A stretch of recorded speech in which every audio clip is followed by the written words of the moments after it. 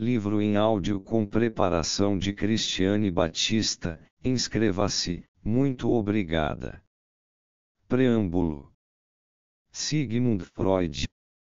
Na primavera de 1897, soube que 2 professores de nossa universidade me haviam recomendado para nomeação como professor extraordinários. A notícia me surpreendeu e muito me alegrou, pois implicava o reconhecimento por 2 homens eminentes, que não poderia ser atribuído a quaisquer considerações de ordem pessoal. Mas logo me preveni para não ligar ao fato nenhuma expectativa. Nos últimos anos, o Ministério desconsiderara esse tipo de recomendações, e vários de meus colegas, que eram mais velhos do que eu e pelo menos se igualavam a mim em termos de mérito, em vão vinham esperando por uma nomeação. Eu não tinha motivos para crer que viesse a ter melhor sorte. Determinei-me, portanto, a encarar o futuro com resignação. Até onde eu me conhecia, não era um homem ambicioso, vinha seguindo minha profissão com êxito gratificante, mesmo sem as vantagens proporcionadas por um título. Além disso, não havia meios de eu dizer que as uvas estavam verdes ou maduras, elas pendiam alto demais sobre minha cabeça.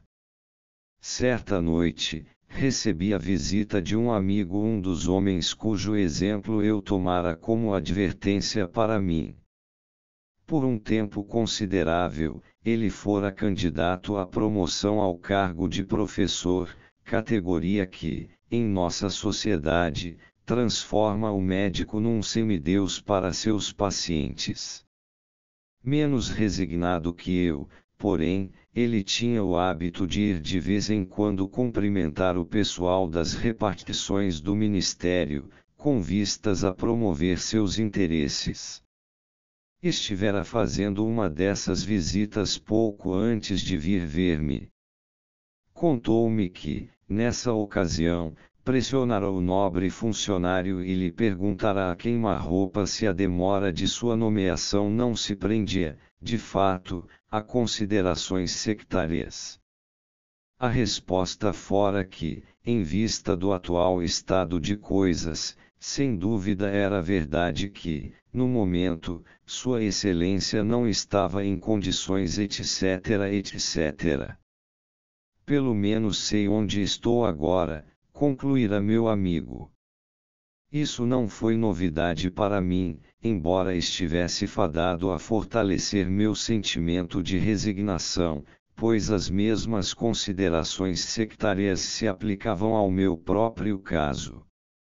Na manhã seguinte a essa visita, tive o seguinte sonho, que foi notável, entre outras coisas, por sua forma.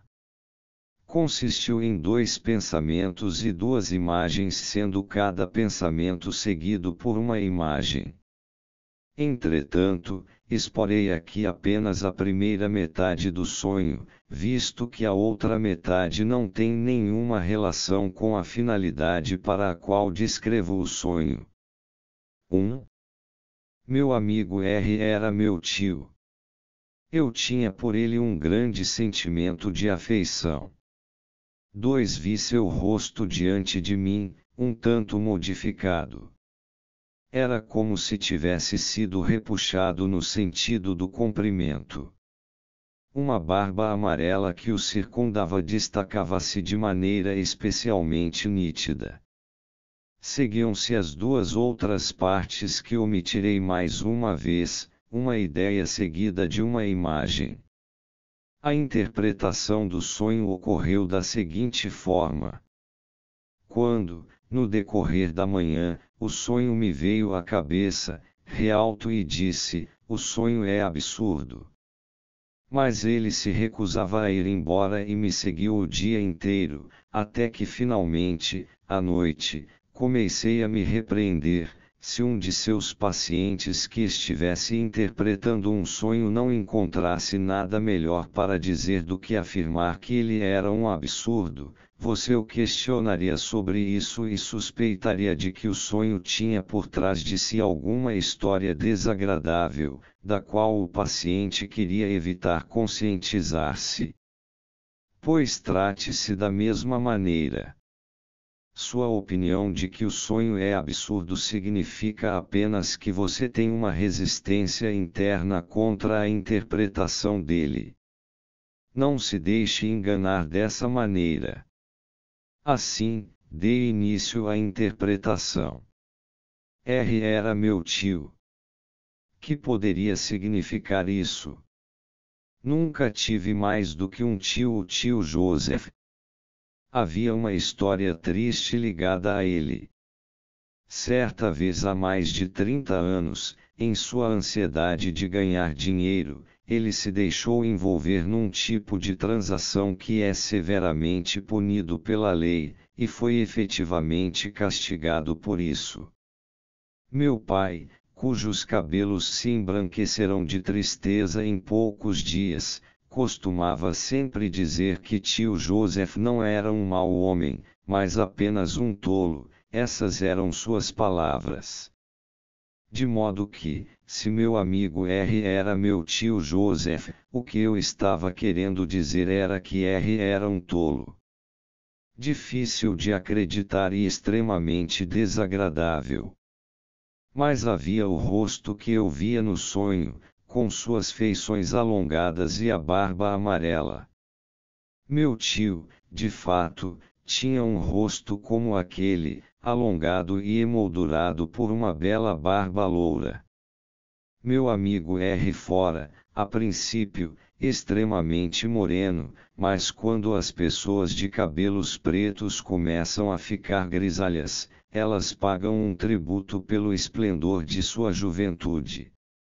Fio por fio, sua barba negra começa a passar por uma desagradável mudança de cor, primeiro, para um castanho avermelhado, depois, para um castanho amarelado, e só então para um grisalho definitivo. A barba de meu amigo R estava, naquela ocasião, passando por essa fase e também, por coincidência, a minha própria, como eu havia observado com insatisfação. O rosto que vi no sonho era, ao mesmo tempo, o de meu amigo R e o de meu tio. Era como uma das fotografias compostas por Galton. Para ressaltar as semelhanças familiares, Galton costumava fotografar vários rostos na mesma chapa. Assim, não havia dúvida de que eu realmente queria dizer que meu amigo R era um tolo como meu tio Joseph. Eu ainda não tinha nenhuma ideia sobre qual poderia ser a finalidade dessa comparação, contra a qual continuava a lutar. Ela não ia muito longe, afinal, já que meu tio era um criminoso, ao passo que meu amigo R tinha um caráter sem mácula, salvo por uma multa que lhe fora imposta por ter derrubado um menino com sua bicicleta. Poderia eu ter tido esse crime em mente? Isso teria sido ridicularizar a comparação. Nesse ponto, lembrei-me de outra conversa que tivera alguns dias antes com outro colega, N, e agora que pensava nela, lembrei que girara em torno do mesmo assunto. Eu havia encontrado N na rua. Ele também fora recomendado para o cargo de professor. Ouvira falar da homenagem que me fora prestada e me deu parabéns por isso, mas eu, sem hesitar, recusei-me a aceitá-los. Você é a última pessoa, disse-lhe, que deveria fazer essa espécie de brincadeira. Você sabe quanto vale essa recomendação por sua própria experiência. Quem é que pode dizer? Respondeu ele gracejando. Ao que me pareceu, havia uma coisa clara contra mim. Você não sabe que certa vez uma mulher abriu um processo judicial contra mim. Nem é preciso dizer que o caso foi arquivado. Foi uma tentativa ignominiosa de chantagem, e tive a maior dificuldade em evitar que a acusadora deixasse de ser punida. Mas talvez eles estejam usando isso no ministério como desculpa para não me nomearem. Mas você tem um caráter impecável. Isso me disse quem era o criminoso e, ao mesmo tempo, mostrou-me como o sonho devia ser interpretado e qual era sua finalidade. Meu tio Joseph representava meus dois colegas que não tinham sido nomeados para o cargo de professor, um por ser tolo e o outro por ser criminoso. Agora, eu também compreendia por que tinham sido representados sob esse aspecto. Se a nomeação de meus amigos Rua e N tinha sido adiada por motivos sectários, minha própria nomeação também era duvidosa. No entanto, se eu pudesse atribuir a rejeição de meus dois amigos a outras razões, que não se aplicavam a mim, minhas esperanças permaneceriam intocadas.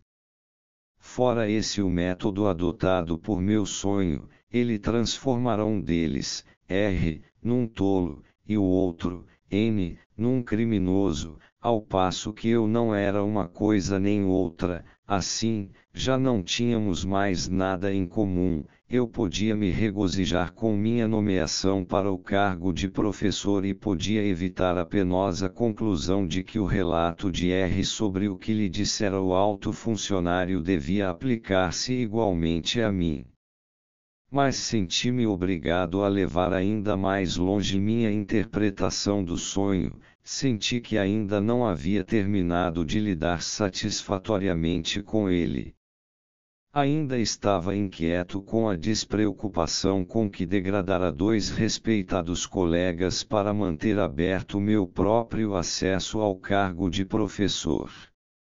No entanto, a insatisfação com minha conduta havia diminuído desde que eu me apercebera do valor que se deve atribuir às expressões nos sonhos.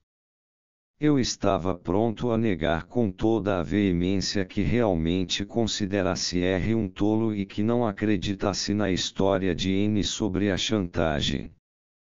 Tampouco acreditava que Irma tivesse de fato ficado gravemente enferma por haver recebido uma injeção do preparado de propildiótico. Em ambos os casos, o que meus sonhos haviam expressado era apenas meu desejo de que fosse assim.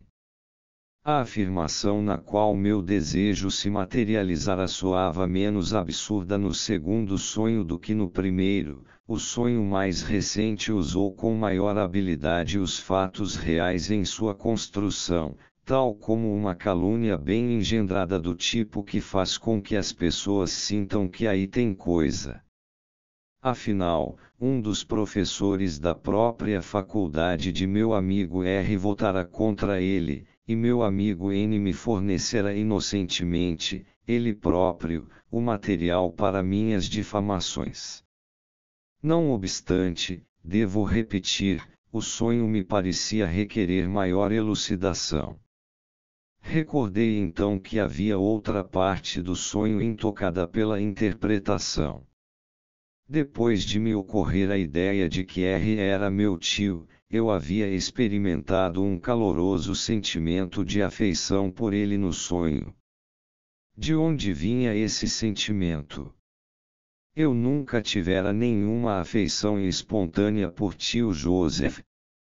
Apreciava meu amigo R e o estimara durante muitos anos, mas, se me dirigisse a ele e expressasse meus sentimentos em termos que se aproximassem do grau de afeto que sentira no sonho, não há nenhuma dúvida de que ele teria ficado perplexo. Minha afeição por ele pareceu-me artificial e exagerada, tal como o julgamento de suas qualidades intelectuais, que eu expressara ao fundir sua personalidade com a de meu tio, embora, nesse caso, o exagero tivesse corrido no sentido oposto. Mas uma nova percepção começou a despontar em mim. A afeição, no sonho, não dizia respeito ao conteúdo latente, aos pensamentos que estavam por trás do sonho, estava em contradição com eles e tinha o propósito de ocultar a verdadeira interpretação do sonho. E é provável que essa fosse precisamente sua raison d'être. Lembrei-me de minha resistência em proceder à interpretação, de quanto a havia adiado e de como declarara que o sonho era puro absurdo. Meus tratamentos psicanalíticos ensinaram-me como se deve interpretar um repúdio dessa natureza. Ele não tinha nenhum valor como julgamento, mas era simplesmente uma expressão de emoção.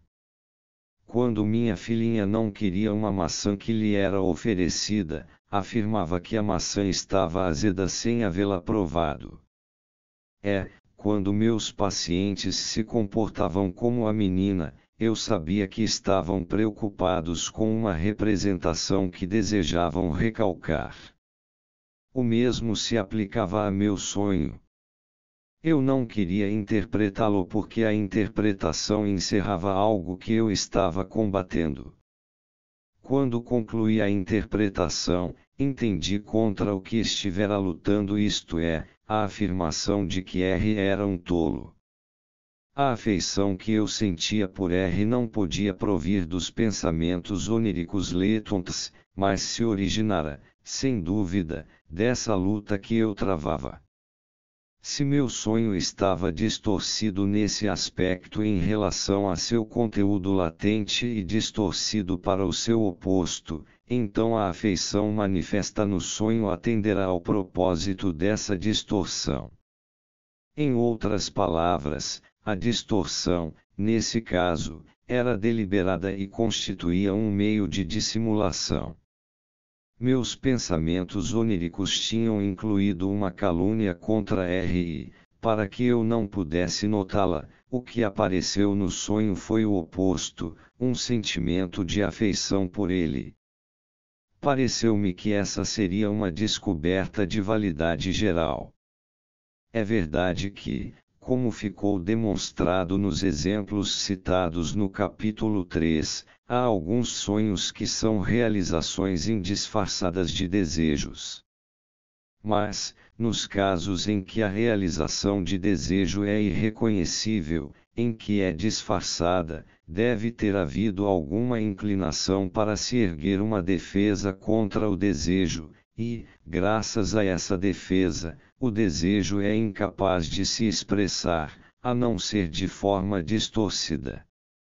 Tentarei encontrar um paralelo para esse evento interno da mente na vida social. Onde podemos encontrar uma distorção semelhante de um ato psíquico na vida social? Somente quando há duas pessoas envolvidas, e uma das quais possui certo grau de poder que a segunda é obrigada a levar em consideração.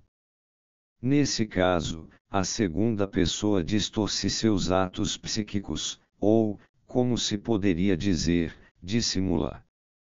A polidez que pratico todos os dias é, numa grande medida, uma dissimulação desse tipo, e quando interpreto meus sonhos para meus leitores, sou obrigado a adotar distorções semelhantes. O poeta se queixa da necessidade dessas distorções, com as palavras: Das best, was du wissen kannst.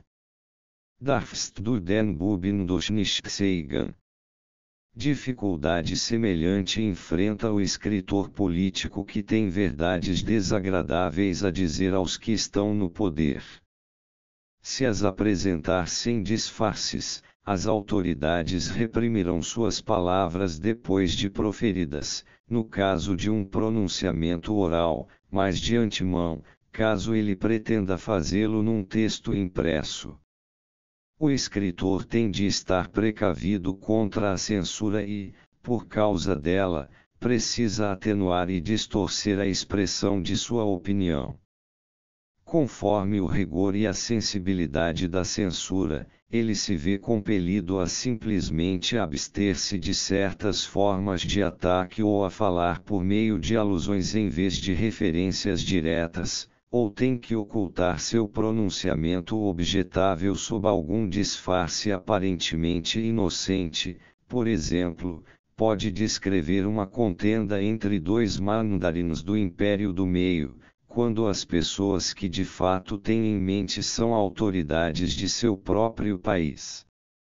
Quanto mais rigorosa a censura, mais amplo será o disfarce e mais engenhoso o meio empregado para pôr o leitor no rastro do verdadeiro sentido.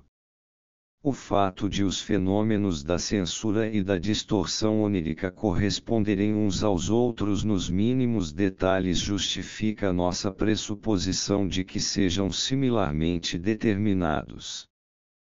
Podemos, portanto, supor que os sonhos recebem sua forma em cada ser humano mediante a ação de duas forças psíquicas, ou podemos descrevê-las como correntes ou sistemas, e que uma dessas forças constrói o desejo que é expresso pelo sonho, enquanto a outra exerce uma censura sobre esse desejo onírico e, pelo emprego dessa censura, acarreta forçosamente uma distorção na expressão do desejo.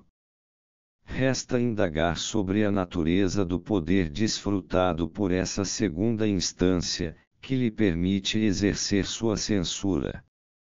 Quando temos em mente que os pensamentos oníricos letontos não são conscientes antes de se proceder a uma análise, ao passo que o conteúdo manifesto do sonho é conscientemente lembrado, parece plausível supor que o privilégio fruído pela segunda instância seja o de permitir que os pensamentos penetrem na consciência.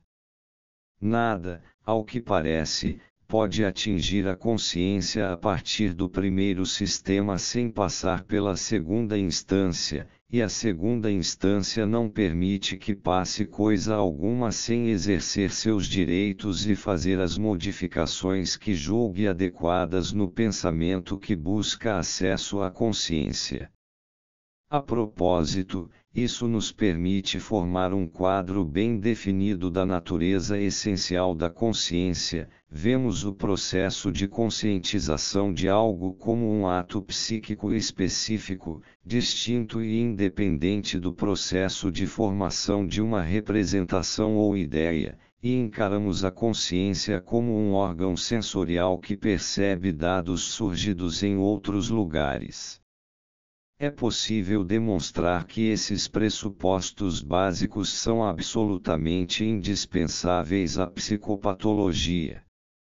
Devemos, porém, adiar maiores considerações sobre eles para um momento posterior. Aceitando-se esse quadro das duas instâncias psíquicas e de sua relação com a consciência, há uma completa analogia, na vida política, com a extraordinária afeição que senti em meu sonho por meu amigo R., que foi tratado com tanto desprezo durante a interpretação do sonho. Imaginemos uma sociedade em que esteja havendo uma luta entre um governante cioso de seu poder e uma opinião pública alerta. O povo está revoltado contra uma autoridade impopular e exige sua demissão. Mas o autocrata, para mostrar que não precisa levar em conta o desejo popular, escolhe esse momento para conferir uma alta honraria à citada autoridade, embora não haja nenhuma outra razão para fazê-lo.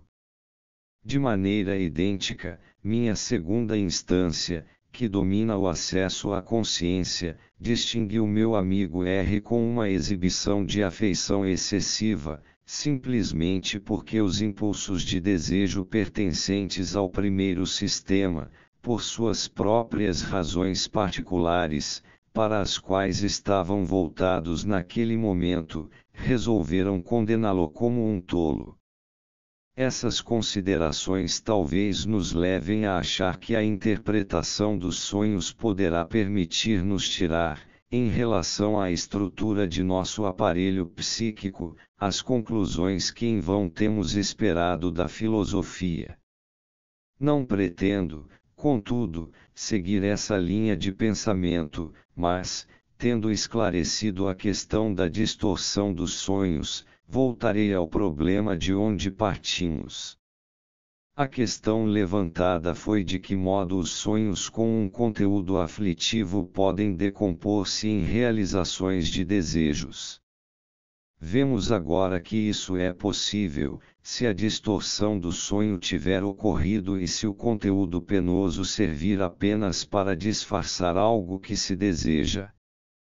Tendo em mente nosso pressuposto da existência de duas instâncias psíquicas, podemos ainda dizer que os sonhos aflitivos de fato encerram alguma coisa que é penosa para a segunda instância, mas que, ao mesmo tempo, realiza um desejo por parte da primeira instância. São sonhos de desejos, na medida em que todo sonho decorre da primeira instância, a relação da segunda instância com os sonhos é de natureza defensiva, e não criativa. 8. Se nos limitássemos a considerar em que a segunda instância contribui para os sonhos, jamais conseguiríamos chegar a um entendimento deles. Todas as charadas que as autoridades têm observado nos sonhos permaneceriam insolúveis. O fato de os sonhos realmente terem um significado secreto que representa a realização de um desejo tem de ser provado novamente pela análise em cada caso específico.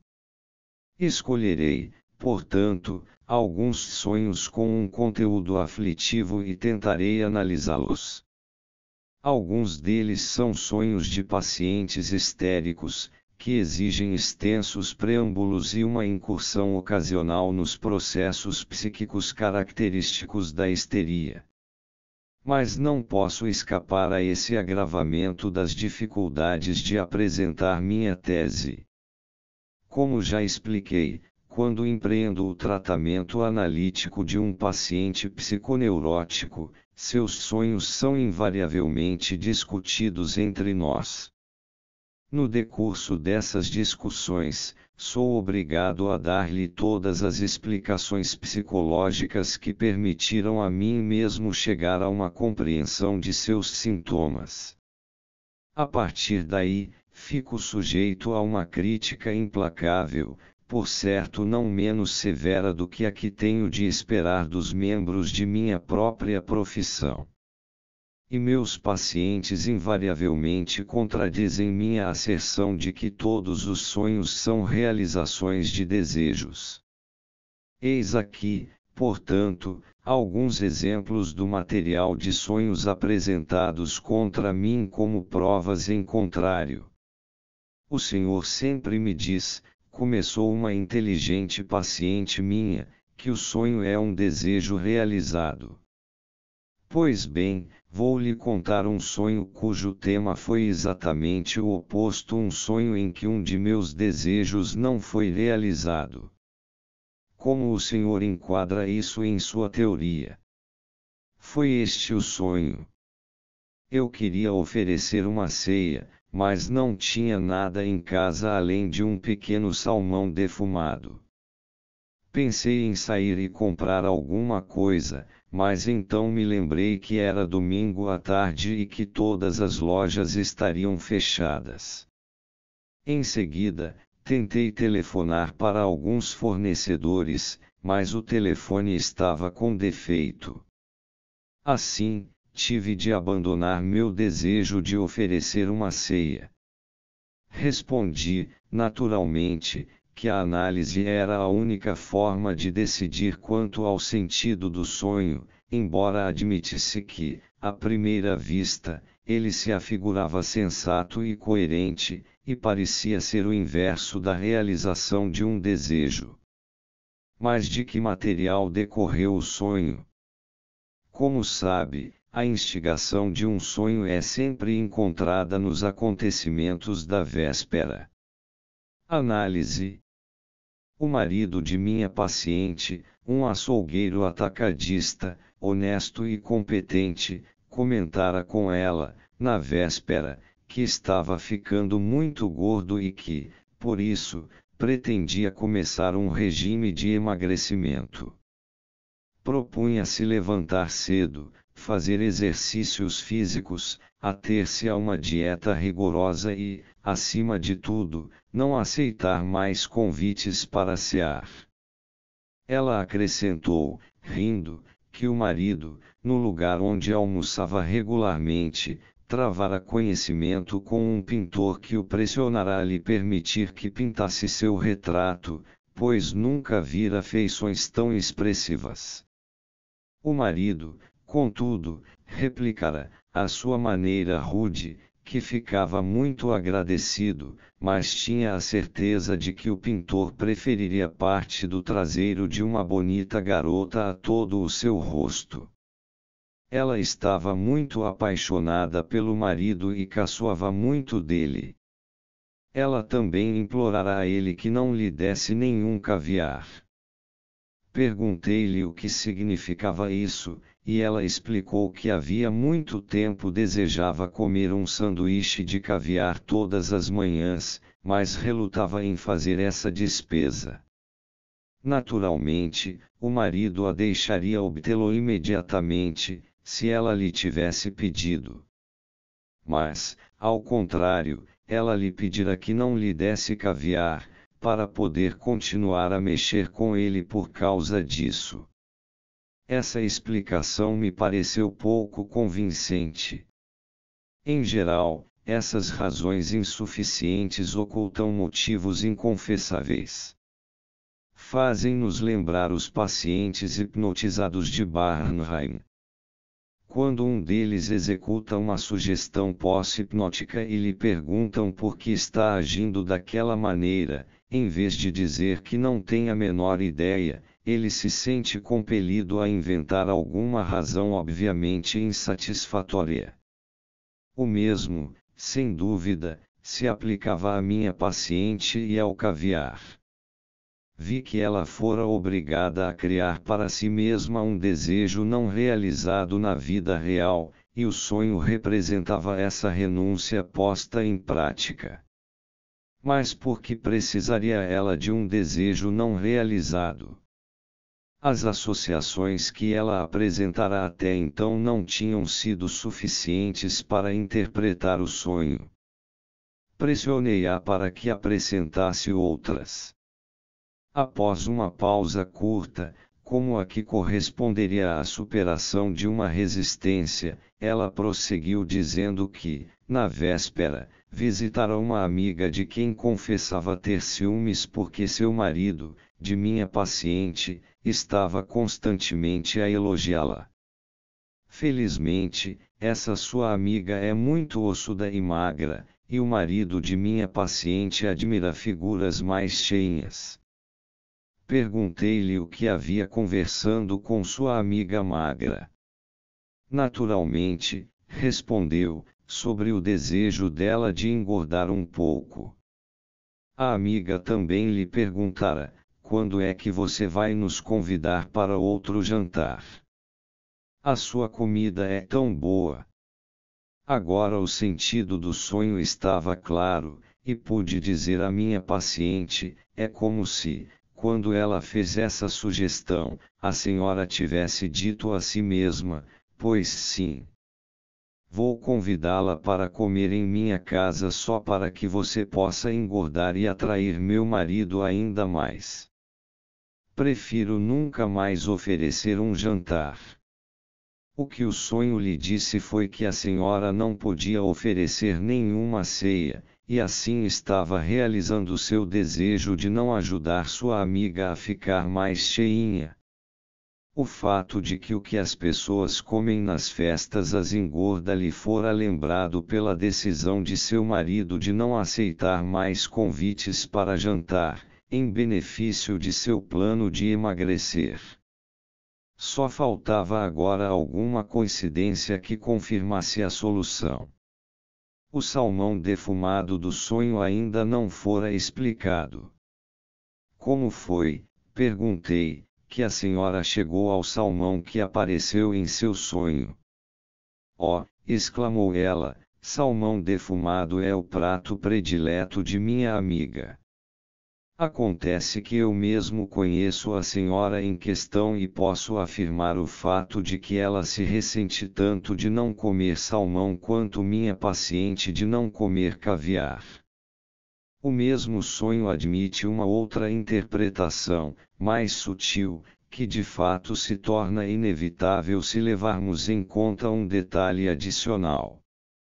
As duas interpretações não são mutuamente contraditórias, mas ambas cobrem o mesmo terreno, constituem um bom exemplo do fato de que os sonhos, como todas as outras estruturas psicopatológicas, têm regularmente mais de um sentido. Minha paciente, como se pode lembrar, ao mesmo tempo que estava ocupada com seu sonho de renúncia a um desejo, também tentava criar um desejo renunciado, pelo sanduíche de caviar, na vida real. Sua amiga também dera expressão a um desejo de engordar, e não seria de surpreender que minha paciente tivesse sonhado que o desejo de sua amiga não fora realizado, pois o próprio desejo de minha paciente era que o de sua amiga, engordar, não se realizasse. Mas, em vez disso, ela sonhou que um de seus próprios desejos não era realizado.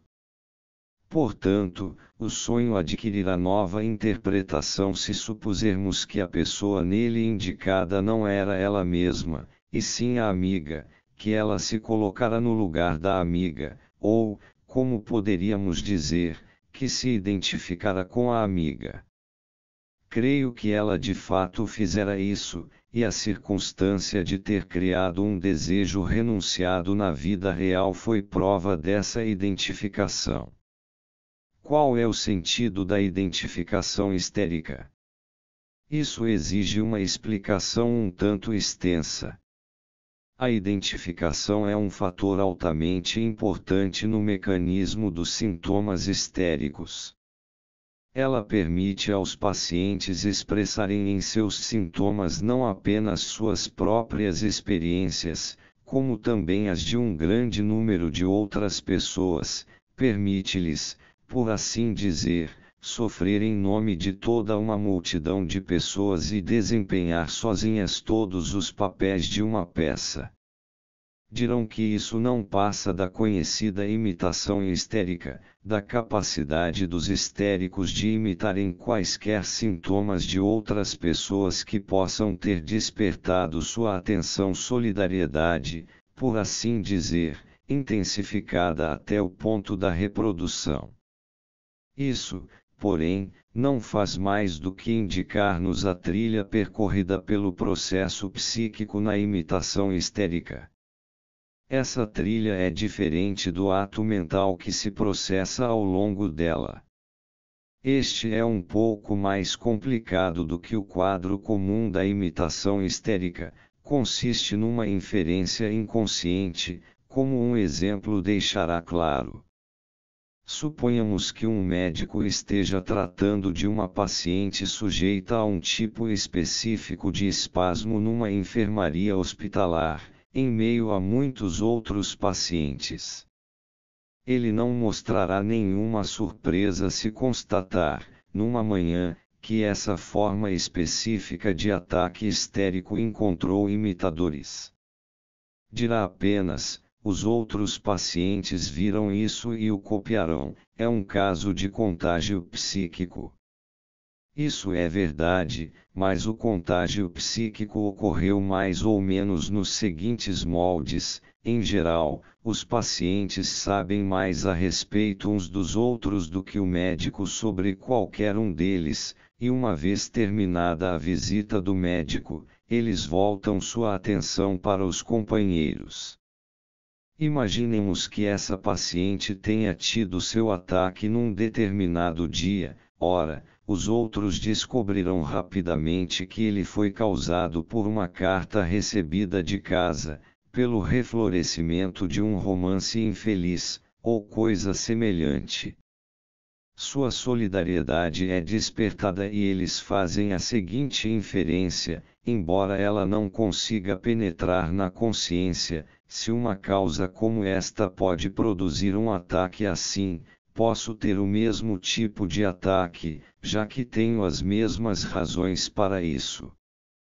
Se essa inferência fosse capaz de penetrar na consciência, é possível que desse margem a um medo de ter a mesma espécie de ataque.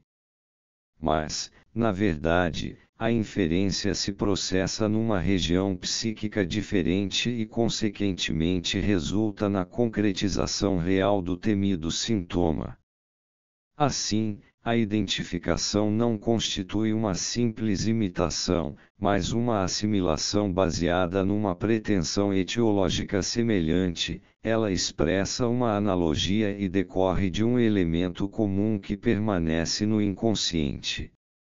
A identificação é empregada com mais frequência na histeria para expressar um elemento sexual comum. Uma mulher histérica se identifica mais rapidamente, embora não exclusivamente em seus sintomas, com as pessoas com quem tenha tido relações sexuais, ou com as pessoas que tenham tido relações sexuais com as mesmas pessoas que ela. O costume linguístico leva isso em conta, pois fala-se em duas pessoas apaixonadas como sendo uma só. Nas fantasias histéricas, tal como nos sonhos, é suficiente, para fins de identificação, que o sujeito tenha pensamentos sobre relações sexuais, sem que estas tenham necessariamente ocorrido na realidade. Assim, a paciente cujo sonho venho discutindo estava simplesmente seguindo as normas dos processos histéricos de pensamento ao expressar ciúme da amiga, que, aliás, ela própria sabia ser injustificado, ocupar seu lugar no sonho e identificar-se como ela por meio da criação de um sintoma, o desejo renunciado. O processo poderia expressar-se verbalmente da seguinte maneira: minha paciente colocou-se no lugar da amiga, no sonho, porque esta estava ocupando o lugar de minha paciente junto ao marido e porque ela, minha paciente, queria tomar o lugar da amiga no alto conceito em que o marido a tinha. Uma contradição à minha teoria dos sonhos, levantada por outra de minhas pacientes, a mais sagaz de todas as que relatam seus sonhos, resolveu-se de maneira mais simples, porém com base no mesmo padrão, a saber, que a não realização de um desejo significava a realização de outro. Certo dia, eu lhe expliquei que os sonhos são realizações de desejos. No dia seguinte, ela me trouxe um sonho em que estava viajando com a sogra até o lugar no campo onde iriam passar juntas as férias. Ora, eu sabia que ela se rebelara violentamente contra a ideia de passar o verão perto da sogra e que, poucos dias antes, conseguira evitar a temida proximidade reservando aposentos numa estação de veraneio muito distante. E agora seu sonho desfizera a solução que ela havia desejado. Não seria isso a mais contundente contradição possível de minha teoria de que, nos sonhos, os desejos são realizados? Sem dúvida, e bastou seguir a consequência lógica do sonho para chegar à sua interpretação. O sonho mostrou que eu estava errado. Logo, ela desejava que eu estivesse errado, e seu sonho mostrou esse desejo realizado. Mas seu desejo de que eu estivesse errado, que se realizou em relação às suas férias de verão, dizia respeito, de fato, a um outro assunto mais sério. Pois, mais ou menos nessa época, eu havia inferido do material produzido em sua análise que, num período específico de sua vida, deveria ter ocorrido algo que foi relevante na determinação de sua doença. Ela contestara isso, visto não ter nenhuma lembrança de tal coisa, mas, logo depois, ficou provado que eu estava certo. Assim, seu desejo de que eu estivesse errado, que se transformou em seu sonho de passar as férias com a sogra, correspondia a um desejo bastante justificado de que os fatos de que ela então vinha se conscientizando pela primeira vez nunca tivessem ocorrido. Aventurei-me a interpretar sem nenhuma análise, mas apenas por meio de um palpite, um pequeno episódio ocorrido com um amigo meu que frequentara a mesma classe que eu durante todo o nosso curso secundário. Um dia, ele ouviu uma palestra que proferi perante uma pequena plateia sobre a ideia inédita de que os sonhos eram realizações de desejos.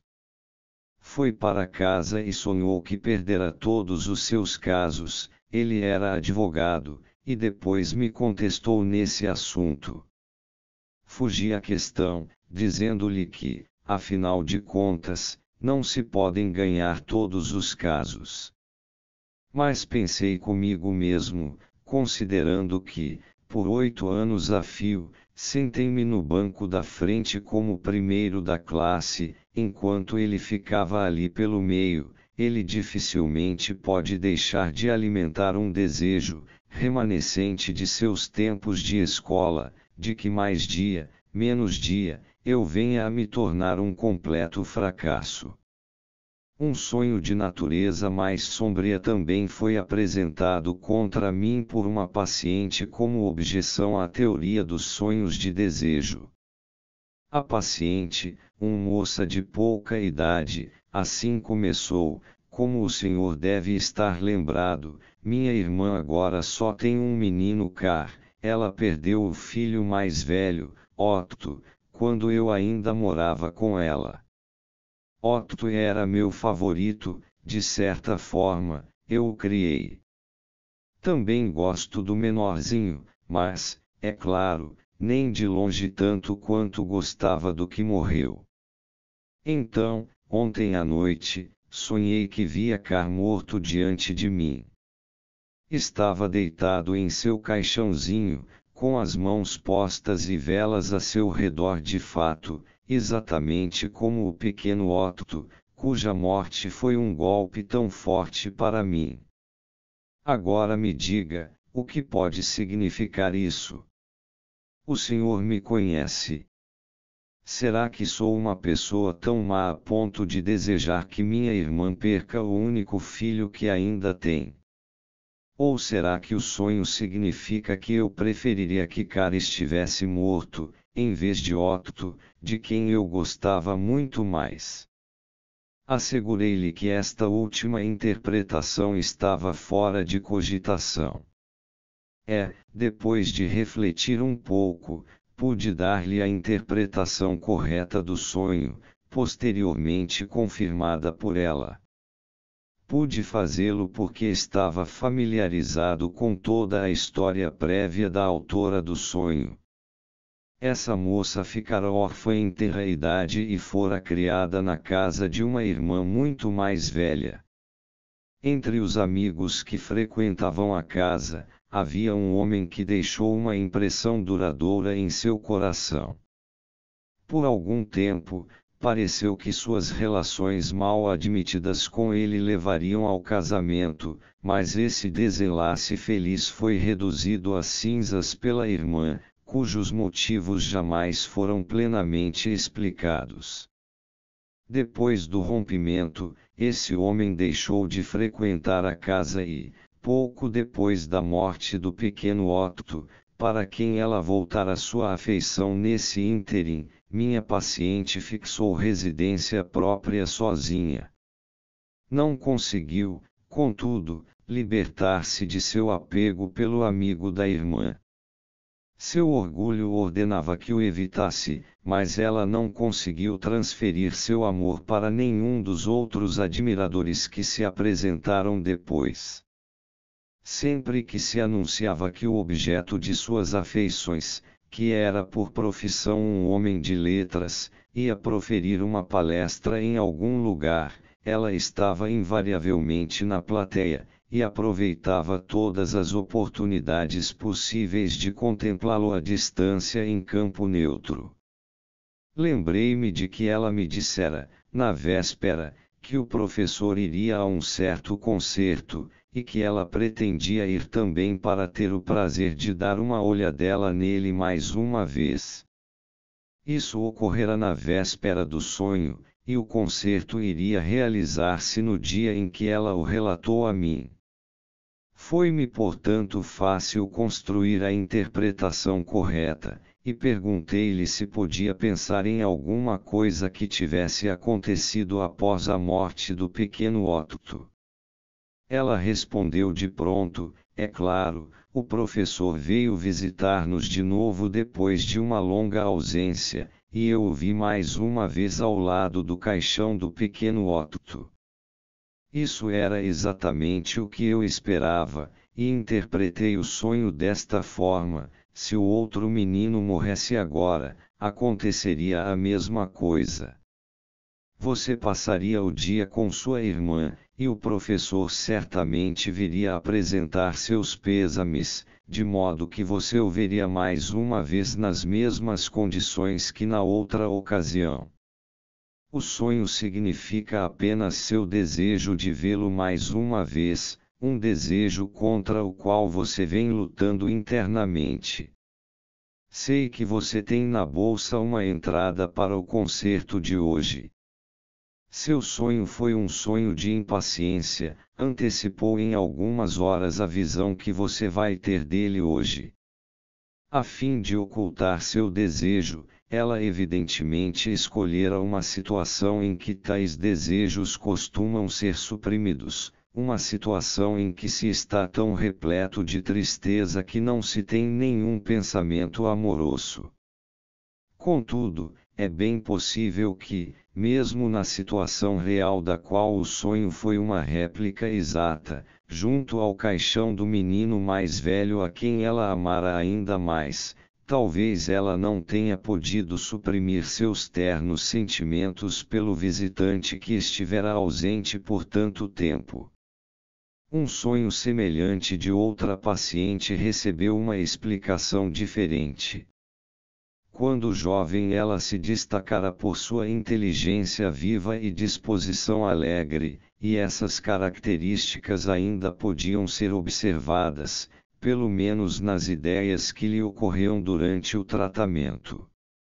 No decorrer de um sonho um tanto longo, essa senhora imaginou ver sua única filha, de 15 anos de idade, morta numa caixa. Estava parcialmente inclinada a utilizar essa cena como uma objeção à teoria da realização dos desejos, embora ela própria suspeitasse de que o detalhe da caixa devia estar apontando para outra visão do sonho. No decorrer da análise, ela lembrou que, numa reunião na noite anterior, falara-se um pouco sobre a palavra inglesa box e as várias formas pelas quais ela poderia ser traduzida em alemão, tais como chastel caixa, loge camarote de teatro, Kästen arca, Orfeus de murro no ouvido, e assim por diante. Outras partes do mesmo sonho nos permitiram descobrir ainda que ela havia pensado que box, em inglês, se relacionava com o Buchse receptáculo em alemão, e que depois fora atormentada pela lembrança de que Buchse é empregado como termo vulgar para designar os órgãos genitais femininos. Fazendo uma certa concessão aos limites de seus conhecimentos de anatomia topográfica, poder-se-ia presumir, portanto, que a criança que jazia na caixa significava um embrião no útero.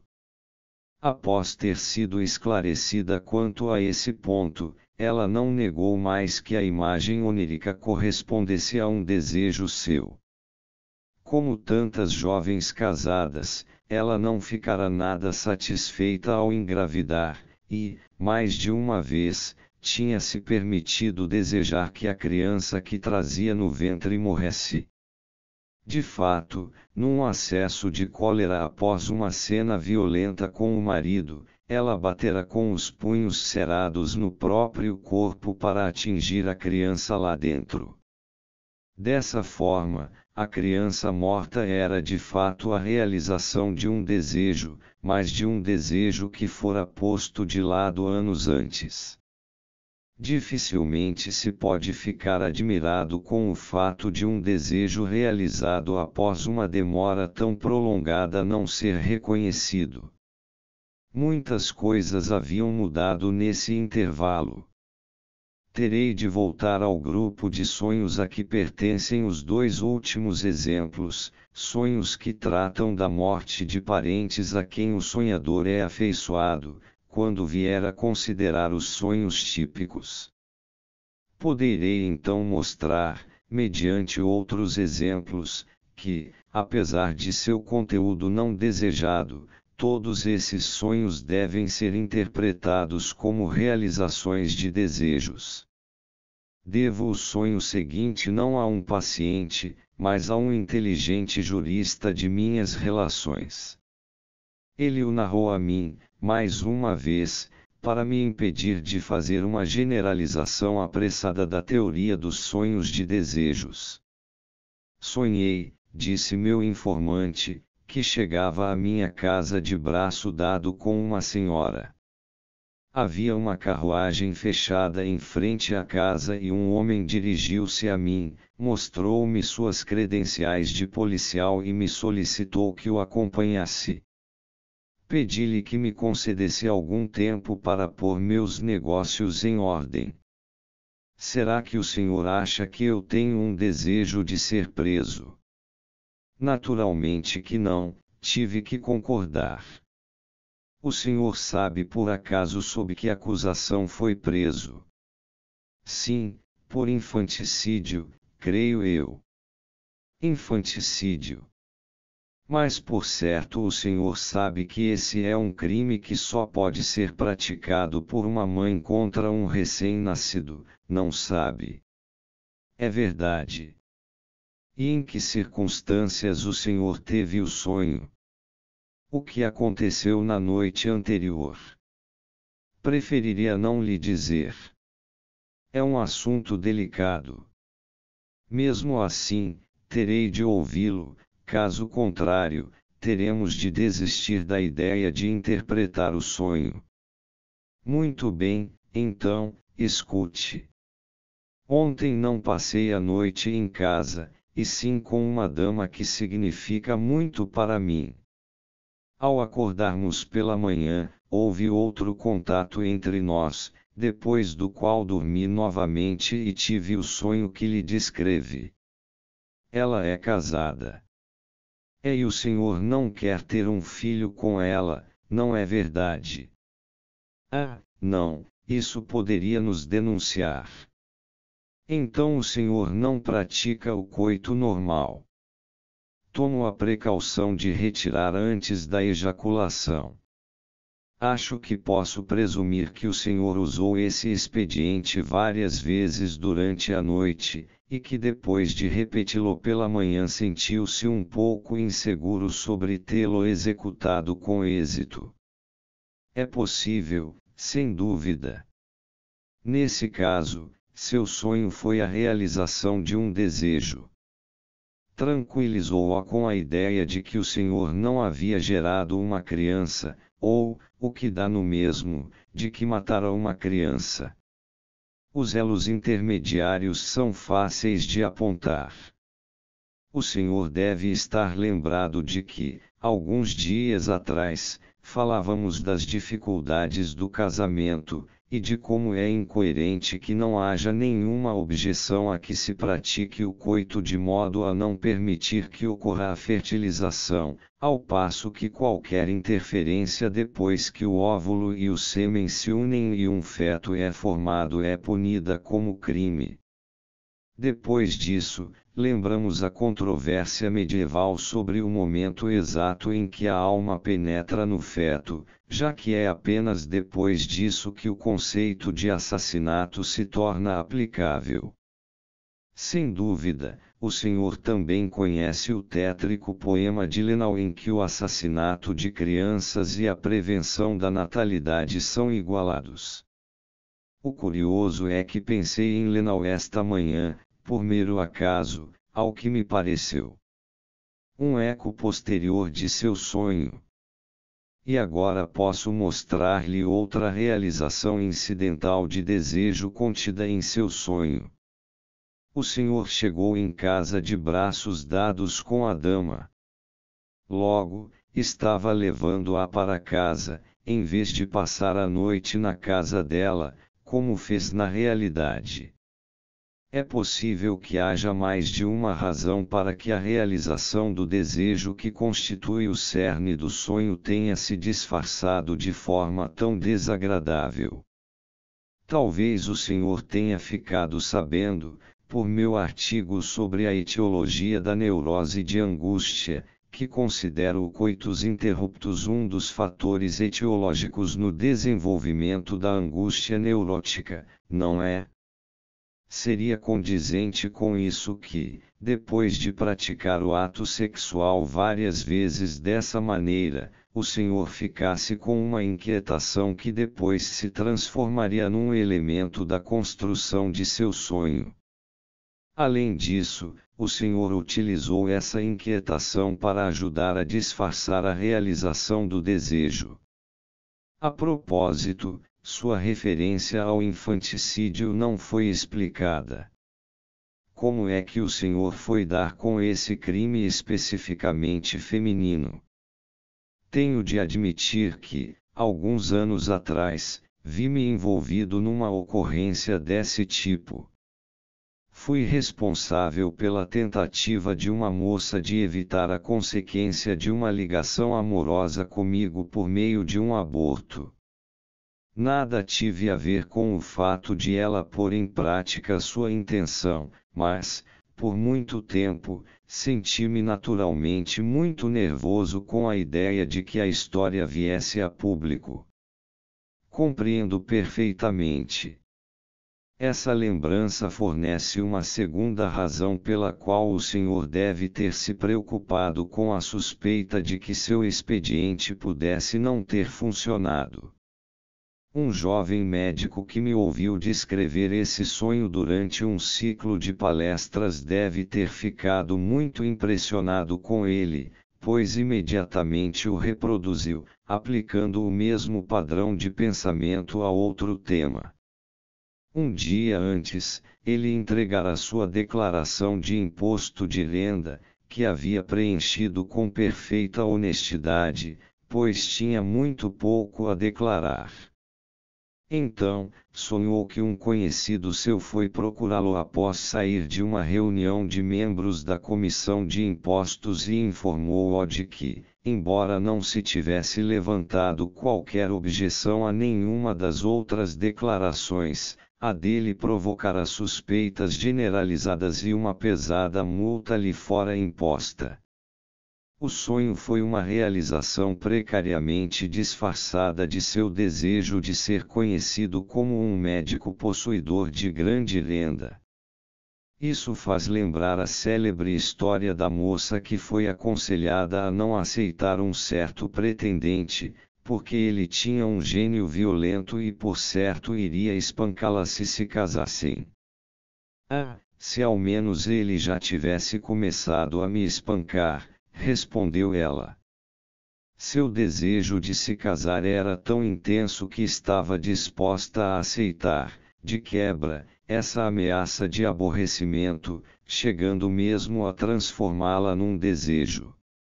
Os sonhos muito frequentes, que parecem contradizer minha teoria, por terem como tema a frustração de um desejo ou a ocorrência de algo claramente indesejado, podem ser reunidos sob o título de sonhos de contradesejo.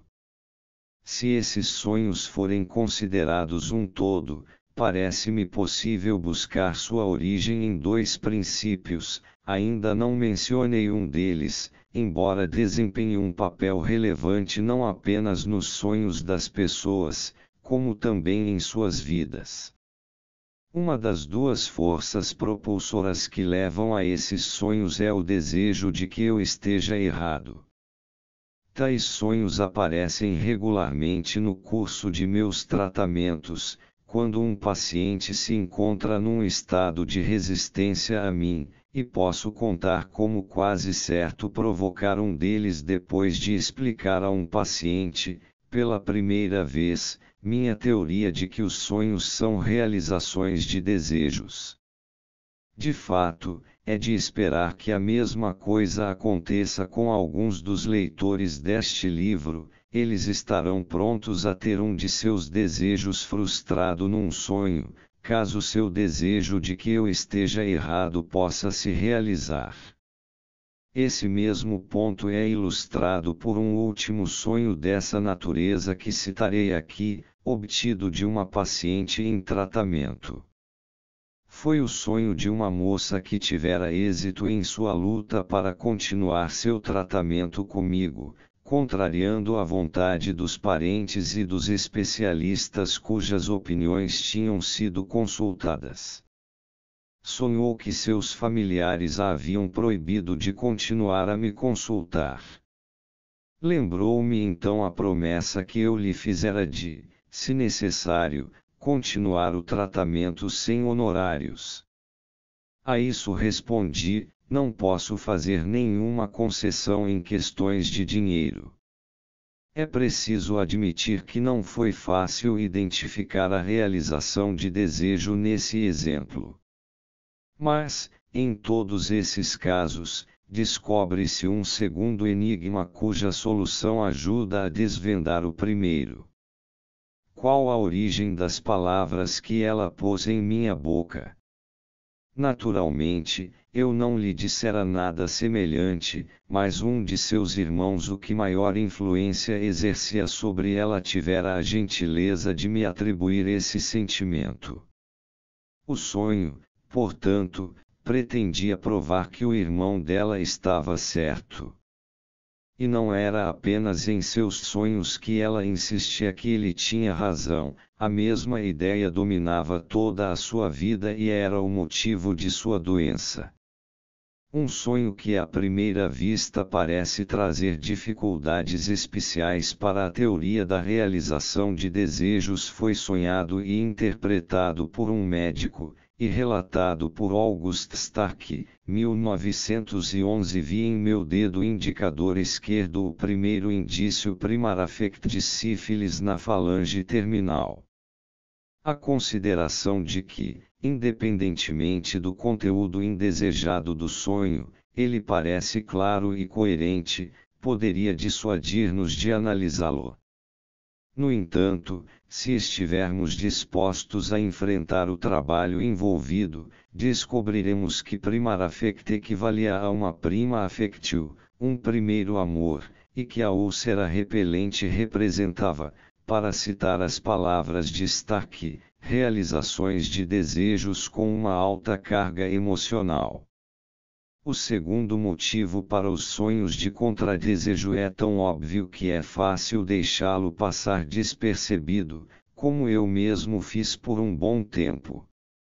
Há um componente masoquista na constituição sexual de muitas pessoas, que decorre da inversão de um componente agressivo e sádico em seu oposto.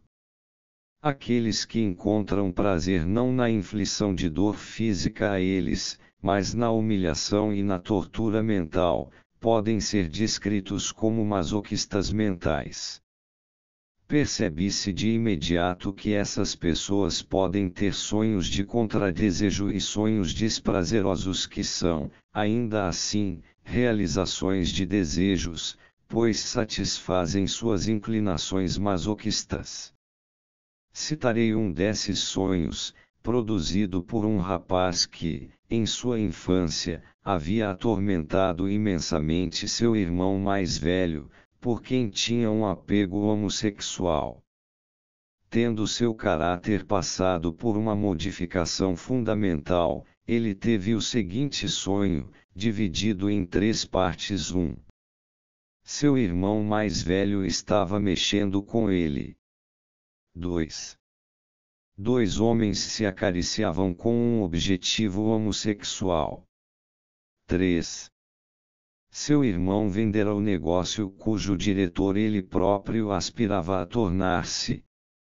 Ele despertou deste último sonho com sentimentos extremamente aflitivos.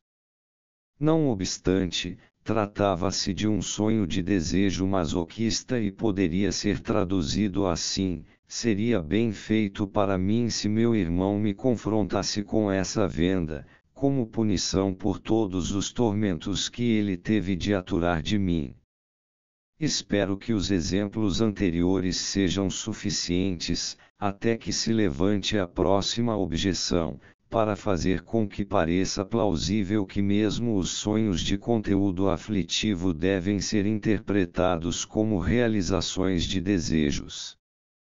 Ninguém, tampouco, há de considerar mera coincidência que a interpretação desses sonhos nos tenha feito deparar, todas as vezes, com tópicos sobre os quais as pessoas relutam em falar ou pensar. O sentimento aflitivo provocado por esses sonhos é idêntico à repugnância que tende, em geral com êxito, a nos impedir de discutir ou mencionar tais tópicos, e que cada um de nós tem de superar quando, apesar disso, sente-se compelido a penetrar neles. Mas o sentimento de desprazer que assim se repete nos sonhos não nega a existência de um desejo. Todos têm desejos que prefeririam não revelar a outras pessoas, e desejos que não admitem nem sequer a si mesmos. Por sua vez, é justificável ligarmos o caráter desprazeroso de todos esses sonhos com o fato da distorção onírica. E é justificável concluirmos que esses sonhos são distorcidos, e que a realização de desejo neles contida é disfarçada a ponto de se tornar irreconhecível, precisamente em vista da repugnância que se sente pelo tema do sonho ou pelo desejo dele derivado, bem como da intenção de recalcá-los. Demonstra-se, assim, que a distorção do sonho é de fato um ato da censura. Estaremos levando em conta tudo o que foi trazido à luz por nossa análise dos sonhos desprazerosos se fizermos a seguinte modificação na fórmula com que procuramos expressar a natureza dos sonhos: o sonho é uma realização, disfarçada, de um desejo, suprimido ou recalcado. Resta examinar os sonhos de angústia como uma subespécie particular dos sonhos de conteúdo aflitivo. A ideia de considerá-los sonhos de desejo encontrará muito pouca receptividade por parte dos não esclarecidos. Não obstante, posso abordar os sonhos de angústia muito sucintamente neste ponto. Eles não nos apresentam um novo aspecto do problema dos sonhos, aquilo com que nos confrontam é toda a questão da angústia neurótica. A angústia que sentimos num sonho é apenas aparentemente explicada pelo conteúdo do sonho. Se submetermos o conteúdo do sonho à análise, verificaremos que a angústia do sonho não se justifica melhor pelo conteúdo do sonho do que, digamos, a angústia de uma fobia se justifica pela representação com que se relaciona a fobia.